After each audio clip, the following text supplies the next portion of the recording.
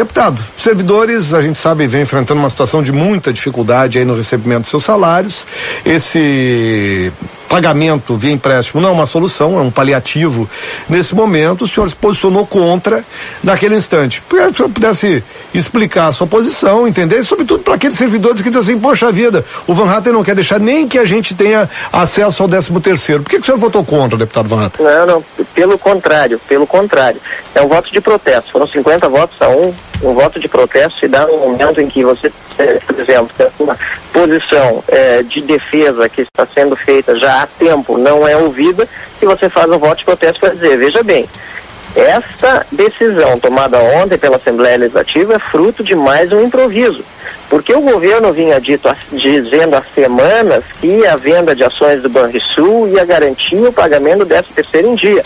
A oposição fez um carnaval, como sempre, na tribuna, dizendo que estava errada a medida, mas vai lá e vota a favor. Tinha que ter tido a coragem, então, de fazer um voto de protesto contra, como eu fiz, porque eu estou já, desde o início do mandato, dizendo que se não houver foco na redução do tamanho do Estado, da máquina pública, discussão sobre privatizações, vai ser sempre este improviso, este constrangimento, porque todo servidor precisa passar, de sentar diante de um gerente do banco, de pedir um empréstimo. A Laura, inclusive, falou sobre algumas dificuldades que alguns têm, e eu acrescentaria mais uma. Tem gente que está na SPC, que tem dívida e vai ter também dificuldades na hora de retirar o seu financiamento. Como é que vai fazer isso? Então nós precisamos protestar diante da circunstância, e não é só o governo, é a própria Assembleia Legislativa, todo o setor público que não está discutindo com a seriedade, eu diria, que é necessária para defender tanto o servidor como o próprio cidadão gaúcho, de reduzir o tamanho do Estado, debater as privatizações e ter de fato dinheiro em caixa para saldar as dívidas que o Estado tem e também para investimentos futuros. Afinal de contas, nós não podemos defender privatização só para pagar despesas correntes. Precisamos ter um fundo sério que permita que esse dinheiro possa render ao longo do tempo.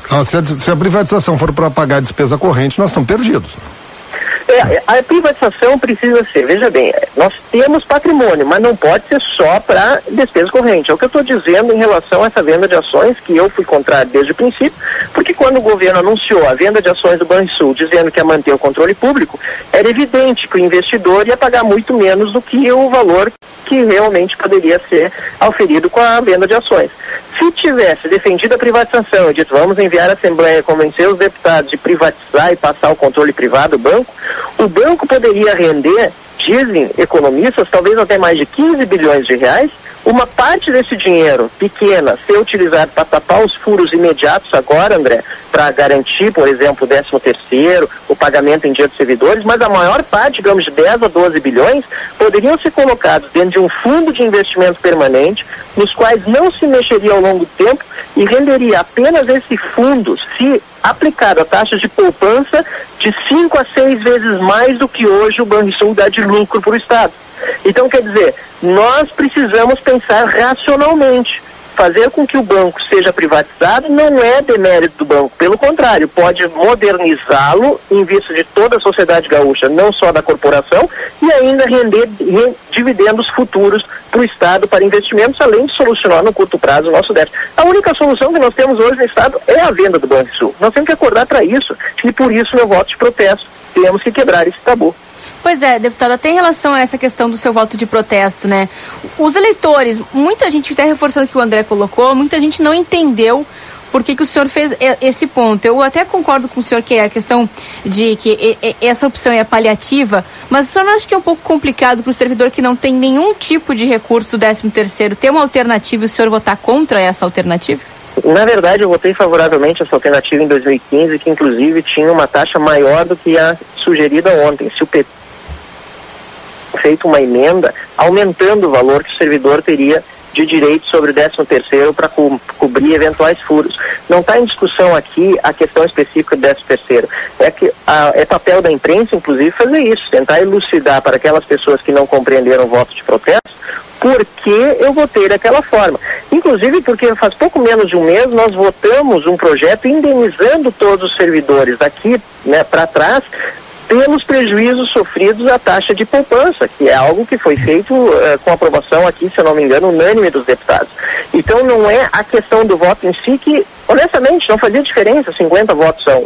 É a questão de marcar posição e dizer, olha, mais uma vez estamos votando em cima do improviso, mais uma vez o servidor está sendo constrangido nessa situação e mais uma vez a população gaúcha está pagando a conta porque esse juro vai ser pago por alguém. Até para entender. Porque paga imposto. Se fosse o caso de ser rejeitado, seu voto poderia ter sido outro, é isso, deputado? Sim, sem dúvida, na verdade. O que eu acho importante a gente destacar até da atuação política, que às vezes as pessoas, claro, ninguém suporta mais a política, o senhor sabe bem o jeito que está e até a sua entrada na política se deu também um pouco nessa forma, assim, não suporta mais o jeito que está, vamos fazer diferente. Lógico. Mas tem que deixar claro, até porque o senhor está fazendo, estou aqui lhe defendendo, deputado Van Hatten, o que tem que ser feito, se o senhor não tivesse feito isso, nós não estaríamos também lhe entrevistando. E eu não estou falando da questão da promoção pessoal. Eu estou dizendo que o senhor não estaria fazendo um alerta de que essa situação não pode permanecer assim. É impossível sustentar isso ano a ano, renovar as coisas de forma assodada como tem sido feito. Excelente, André. Exatamente isso. Eu te digo mais. Eu corro sempre o risco quando faço isso e faço pouco. Corro o risco de ter gente que não entende. Eu prefiro correr esse risco e eventualmente perder algum voto por causa disso, desde que as pessoas que estejam conscientes e buscando a verdade saibam. O deputado Marcel está votando de acordo com a coerência e os princípios que ele tem desde o primeiro dia de mandato, não só de acordo com cada projeto. E é isso que eu busquei fazer com esse voto de protesto. Chega das mesmas alternativas, chega de improviso. Eu, inclusive, disse na tribuna que o meu partido, o Partido Progressista, ele decidiu por maioria de 92% da sua base por ter um candidato próprio. Neste momento do ano, em dezembro, ainda que custe o meu mandato, porque eu sou suplente, eu acho que o Partido Progressista, por lealdade à base, que quer ter candidato próprio e já tem um deputado federal, Luiz Carlos Reins, como pré-candidato, deveria solicitar ao governo a sua saída, porque afinal de contas precisa defender as suas propostas, muitas delas aplicadas neste governo, é verdade, até porque nós temos dois excelentes secretários, Pedro Westphal e Hernani Polo. Nós defendemos várias equalizações entre setor público e setor privado, defendemos a lei de responsabilidade fiscal estadual, mas, por exemplo, a maior parte da bancada do PP e o próprio senador Ana Amélia, na época da campanha, disse, nós jamais seríamos a favor de aumento de impostos, se formos contrários. Então nós temos tido uma postura de parceria onde precisa e de rejeição daquilo que nós não entendemos bom para o Estado, mas agora, em dezembro de 2017, às vésperas do calendário eleitoral, já com um pré-candidato e com 84% dos filiados do Partido Progressista defendendo privatizações, e essa discussão estar tão lenta aqui, eu acho que é mais do que hora do PT sair do governo. Ainda que isso custe o meu cargo de deputado estadual, que o mandato eu mantenho, eu tenho 35 mil votos, mas na condição de suplente. Tá certo. Deputado Marcel Van Hatten, obrigado por estar conosco aqui no Band News no meio do dia. Uma boa tarde, um bom trabalho ao senhor.